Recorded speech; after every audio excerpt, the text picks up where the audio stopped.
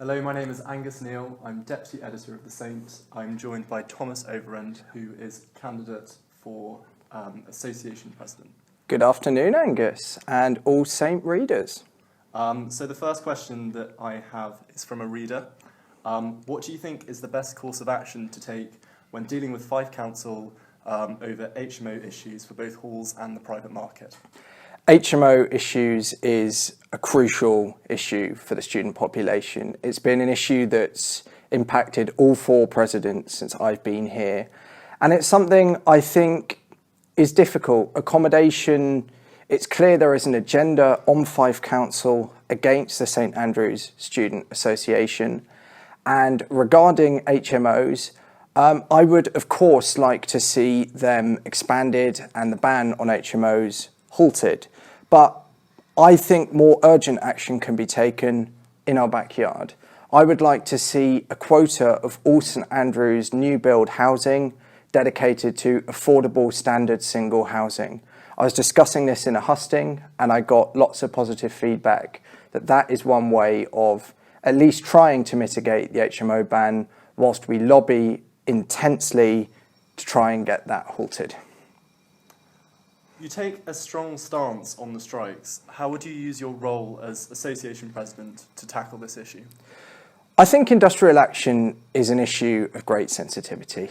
I think we can all sympathise with our lecturers. UCU strikes are something that I am sure is regrettable to them all. However, there's a point, I believe, where we have to look at ourselves first. This year, I believe, there will be up to and over 20 days of strikes.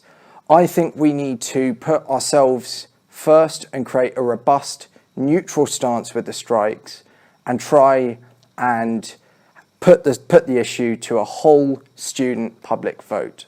I want to see people's opinions voiced and I want a decision of the association on whether we support the strikes, which will not be my position, whether we would like to obtain a neutrality position, which again would be possibly not my position, or a position where we say, you can strike, but I expect compensation and I expect suitable arrangements to be taken to ensure that our students are not stressed, our well-being does not suffer, and we stay strong as a student body.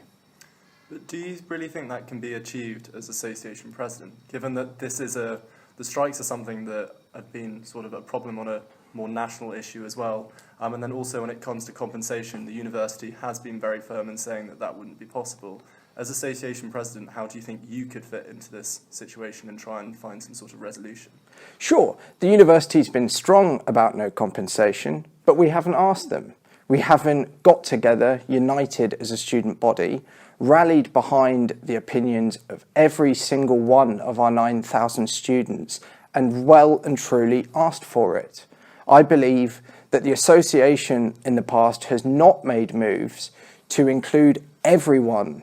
There's one thing calling a rector's Google survey, but I want more. I want e-petitions. I want a whole student public vote on our stance with the strikes. And I don't think any association president has tried it before.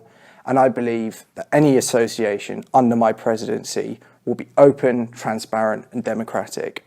And that is how we will best deal with the strikes.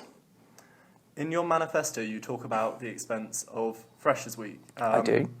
How do you think that as Association President you could help sort of tackle issues around the expense of the St Andrews student experience? So we've had a lot of issues with the cost of being a fresher. We've had a lot about red gowns, we've heard a lot about events at the union, and a lot also about the cost of halls.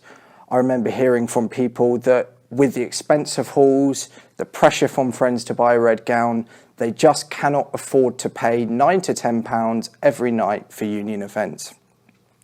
Here's where my policy comes in. I want to introduce a £5 event cap for every freshers event. And if people want to do a golden ticket, I will cap it at £20. And this is not a move to create party atmosphere or to create a sort of atmosphere where we discard any sort of revenue that is used in this building, but I believe it is too important during that precious opening week for freshers to meet people that we cannot price them out with £50. Okay, so my final question is this. Looking at the work of the sabbaticals this year, what is the biggest change of direction you would like to take with the union? My biggest change of direction is to make your union about you.